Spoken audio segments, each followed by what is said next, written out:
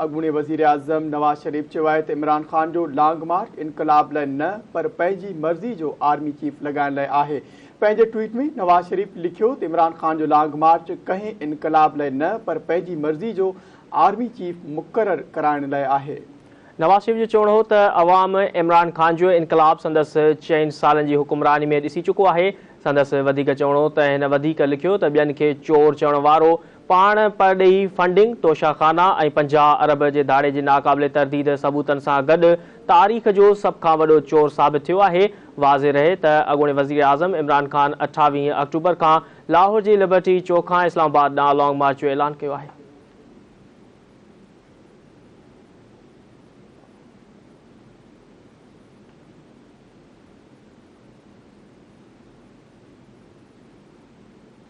PTI chairman Imran Khan चयो आहे त वज़ीर आज़म हाणे खां हाल ख़राब लॻी रहियो आहे। सियालकोट में कारकुननि खे ख़िताब कंदे इमरान ख़ान जो चवणो हो त चोरनि जी कब्ज़ाखोर ऐं अमरीका जे ग़ुलामनि खे असां मथां मढ़ियो वियो।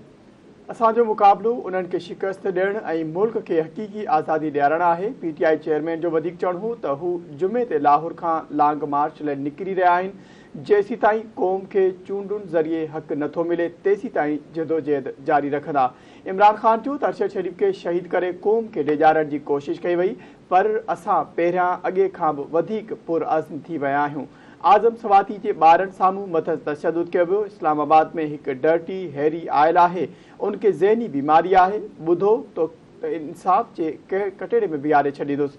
अॻूणे वज़ीर आज़म वधीक चयो त शहबाज शरीफ़ तूं हुएं ई डिॼंदो आहीं, तुंहिंजो त ख़राब हाल लॻी रहियो आहे। घरू वज़ीर राणा सनाउल्लाह तयारु थी वञे, आवाम जो समुंड इस्लामाबाद पहुचंदो।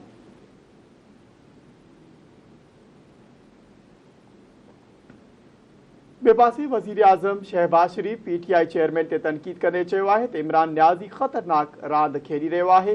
ट्विटर ते जारी बयान में वज़ीर आज़म जो चवणो हो त इमरान न्याज़ी अरशद शरीफ़ जे अलमनाक क़त्ल खे मामूली सियासत लाइ इस्तेमालु करे रहियो आहे।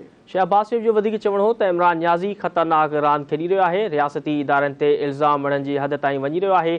शहबाज शरीफ़ चयो त हू बेबुनियाद इल्ज़ामनि जो सहारो वठण बदिरां सब्र खां कमु वठे ऐं जुडिशल कमीशन जे नतीजनि जो इंतज़ारु करे।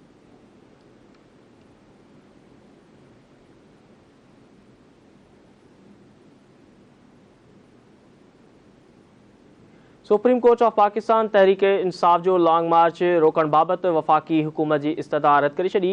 तहरीक इंसाफ़ जे चेयरमैन इमरान ख़ान जुमे ते लाहौर खां इस्लामाबाद ताईं लॉन्ग मार्च जो ऐलान कयो आहे। सुप्रीम कोर्ट वफ़ाक़ी सरकार जे इमरान ख़ान जो लॉन्ग मार्च फौरी तौर रद्द करण वारी इस्तदा रद्द करे छॾी आहे। एडिशनल अटॉर्नी जनरल लॉन्ग मार्च रोकण जी इस्तदा रद्द कई। Chief justice Umar Ata Bandial remarks में चयो आहे त कंहिं खां बि एहतजाज करण जो हक़ खसे नथा सघनि। चीफ जस्टिस रिमार्क्स ॾिना त जस्टिस यहया आफरीदी पंहिंजे फ़ैसिले में अॻु ई चयो हो, ही तव्हां छा खणी आया आहियो। अदालत एडिशनल अटॉर्नी जनरल सां मुखातिब थींदे चयो त बहितर आहे तव्हां पंहिंजी दरख़्वास्त वापसि वठो, हिन दरख़्वास्त जा क़ानूनी असर थी सघनि था। एडिशनल अटॉर्नी जनरल चयो त तोहिनी अदालत जी दरख़्वास्त सां गॾु हीअ मुतफ़रिक़ दरख़्वास्त आहे।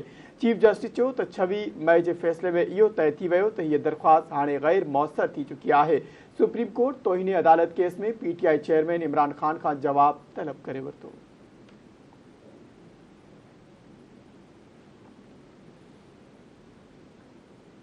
ॿिए पासे इलेक्शन कमीशन जो चवणु आहे त 10 नवंबर खां इमरान ख़ान, असद उमर ऐं फवाद चौधरी ख़िलाफ़ तोहिने इलेक्शन कमीशन केस में चार्ज शीट खां सवाइ को ऑप्शन नाहे।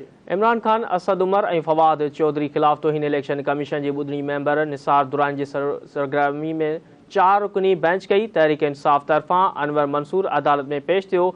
अनवर मंसूर चयो त नोटिस इलेक्शन कमीशन न इलेक्शन कमीशन जी सेक्रेटरी जारी कया।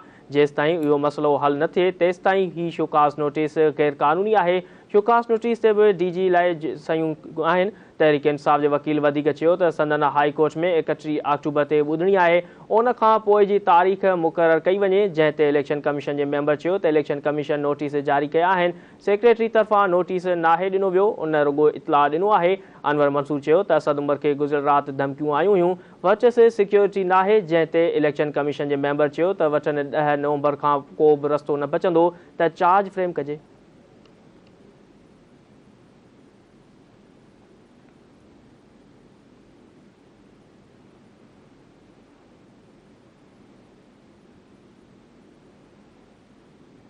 पाकिस्तान तहरीक इंसाफ़ लॉन्ग मार्च जे पहिरें ॾियारे जे हवाले सां शेड्यूल जारी करे छॾियो।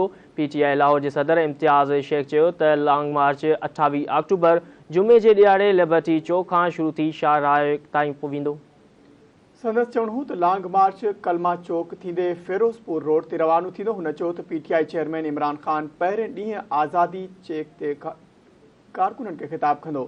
PTI अॻवान इम्तियाज़ शेख चयो त अॻवाननि खे पंहिंजनि इलाइक़नि में कैंप्स लॻाइण जूं हिदायतूं कयूं वियूं आहिनि।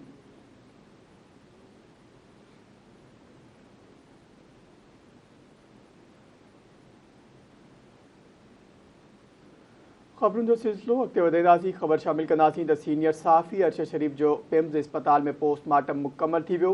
मेडिकल बोर्ड पारां मढ़ जो एक्सरे ऐं CT स्कैन कराइण जो बि फ़ैसिलो कयो वियो। मक़तूल सहाफ़ी अरशद शरीफ़ जी तदफ़ीन सुभाणे कराची में कई वेंदी। होॾां घरू वज़ारत सीनियर सहाफ़ी अरशद शरीफ़ जे क़त्ल जी जांच लाइ जोड़ियल टीम जे नईं सर जोड़जक कई वई आहे। घरू वज़ीर तरफ़ां जांच कमेटी जे 3 सर जोड़जक नोटिफिकेशन पिणु जारी कयो वियो आहे। जंहिं मूजिबि 2 रुकनी कमेटी में FIA जे डायरेक्टर अतहर वहीद ऐं इंटेलिजेंस ब्यूरो जो डिप्टी डायरेक्टर ओमर शाहिद हामिद शामिल आहिनि। नोटिफिकेशन मूजिबि जांच टीम फौरी तौर ते कीनिया जो दौरो कंदी। गुज़िरियल ॾींहुं अरशद शरीफ़ जे क़त्ल जी जांच लाइ जोड़ियल कमेटी जे मेंबरनि जो अंग 3 हो, जंहिं ISI जो कर्नल सैद अहमद पिणु शामिल हो।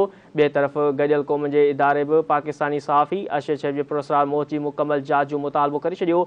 गॾियल क़ौम जो चवणो हो त पाकिस्तानी सहाफ़ी अरशद शरीफ़ जे पुरस्कार मौत जी मुकमल ऐं शफ़ाफ़ जांच कराई वञे।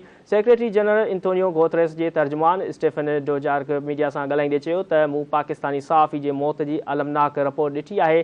संदसि ख़्याल में अरशद शरीफ़ जे मौत जी सबबनि जे मुकमल छंड-छाण करण जी ज़रूरत आहे। कीनिया जे इख़्तियारनि यकीन ॾियारियो हो त हू मामले जी शफ़ाफ़ जांच कराईंदा। वाक़े जी जांच मुकमल करे असुल हक़ीक़तूं मंज़र आम ते आंदियूं वञनि। गुज़िरियल ॾींहुं अमरीका बि कीनिया जा वाक़े जी शफ़ाफ़ जांच कराइण जो मुतालबो कयो हो।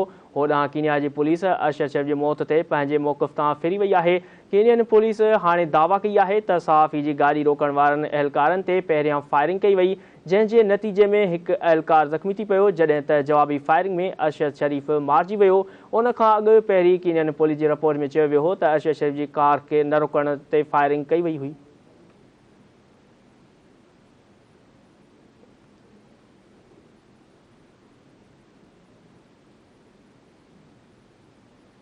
ख़बर शामिल कंदासीं। अॻूणे सदर आसिफ अली ज़रदारी पारां जर्मन कौंसल खाने जो दौरो कयो वियो। आसिफ अली ज़रदारी जे कौंसल खाने आमद ते कौंसल जनरल डॉक्टर लूट्स संदसि आजियां कई। जर्मन कौंसल आसिफ अली ज़रदारी खे जर्मन झंडे जे रंगनि वारी सिंधी टोपी पेश कई। मुलाक़ात दौरान पाक जर्मन लाॻापन ऐं गॾियल दिलचस्पी वारनि मामलनि ते ख़्यालनि जी ॾे वठि कई वई।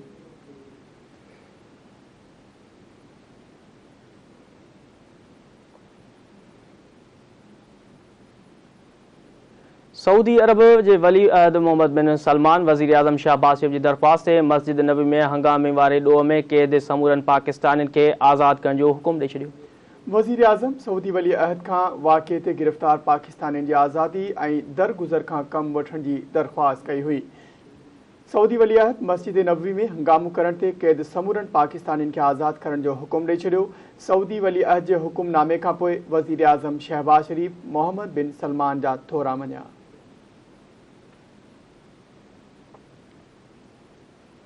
सिंध जे वॾे वज़ीर सैयद मुराद अली शाह सां एशियाई तरक़ियाती बैंक जे डायरेक्टर जनरल यूजिनो ज़ोकोफ सां मुलाक़ात कई आहे।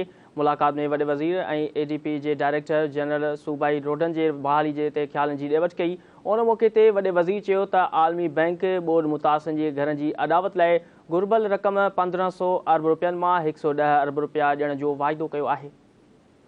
तंहिं करे एशियाई बैंक वधीक फंड जी खोट पूरो करण में मदद करे सघे थी। वॾे वज़ीर चयो त मौसमियाती तब्दीलियुनि सबबि सख़्त बरसातुनि ऐं ॿोॾ दौरान मुतासिरनि जा 18 लख घर तबाह थिया आहिनि। शुरूआती काथे मूजिबि 1.8 मिलियन घरनि जी अॾावत लाइ 1500 अरब रुपया घुर्बल आहिनि। ADP जे डायरेक्टर जनरल वॾे वज़ीर खे ॿुधायो त हिन वक़्तु वफ़ाक़ी हुकूमत सां $475 मिलियन जो वाइदो कयो आहे, जंहिं मां $300 मिलियन तबाह थियल इंफ्रास्ट्रक्चर जी तामीर लाइ सूबाई हुकूमत जो हिसो शामिल आहे।